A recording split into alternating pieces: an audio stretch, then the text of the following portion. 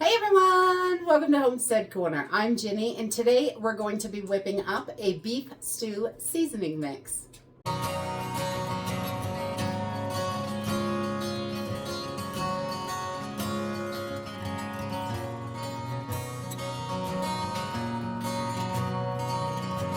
Anytime we can make our own seasoning mix, I just love to, because we reduce the ingredients in it. We know exactly what's in there, and we can adjust those flavors to exactly what we like for our families. So today I need to restock our beef stew mix. We have used it all. It is delicious, and it's not just good for beef stew. It makes a wonderful meat rub if you're doing a roast or something like that. It is absolutely delicious. So you can put it in a bunch of different dishes. It's really tasty. So the beef stew seasoning is really easy. We're just gonna mix some spices that we already have in our spice cabinet. We're gonna use onion powder, garlic, paprika, celery seed, basil, parsley, oregano, a little bit of cayenne pepper, and some salt and pepper. That's it. Let's jump in and get started. We love having this on hand because you can do so much with it. We're just going to use a pint-sized mason jar. I've got one of these shaker tops from one of the cheese containers, and I'm going to use a funnel just so I don't make a huge mess like I usually do. And we're just going to jump right in. We're going to use 2 tablespoons of onion powder.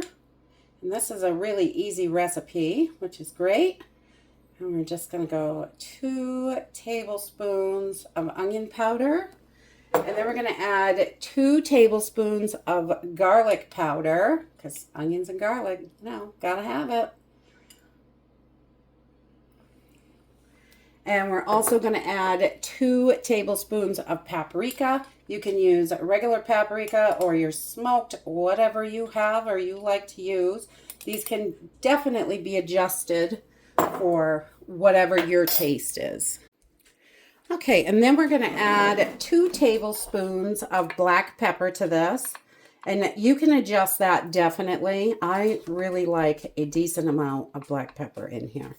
It tastes so good. And there's enough of everything else. It really balances out.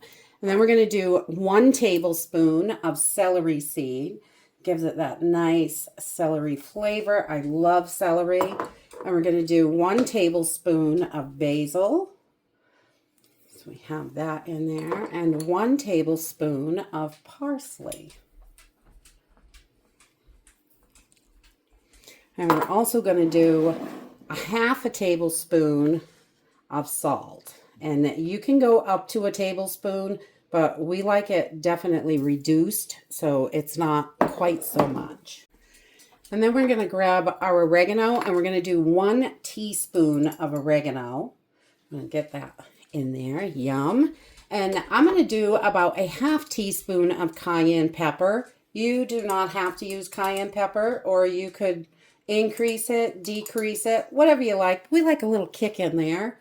That's always good. So about 1/2 teaspoon of cayenne pepper. And that's it. Really, it's super simple and easy. We're just going to pop our little cover on here. And you can use whatever cover you want. An airtight jar, any kind of mason jar, glass jar. We're just going to give this a good shake. Make sure this is thoroughly combined.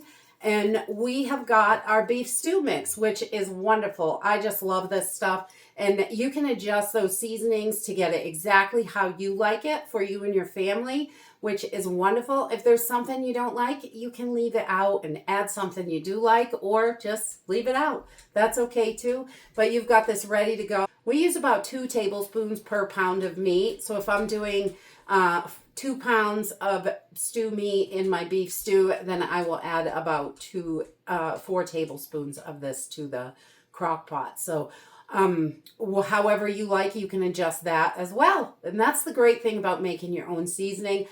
And that's it. Making your own spice blends is so simple and easy, and it saves a bunch of money. Most of these are really inexpensive. Some of them we grow ourselves, so they don't cost us anything.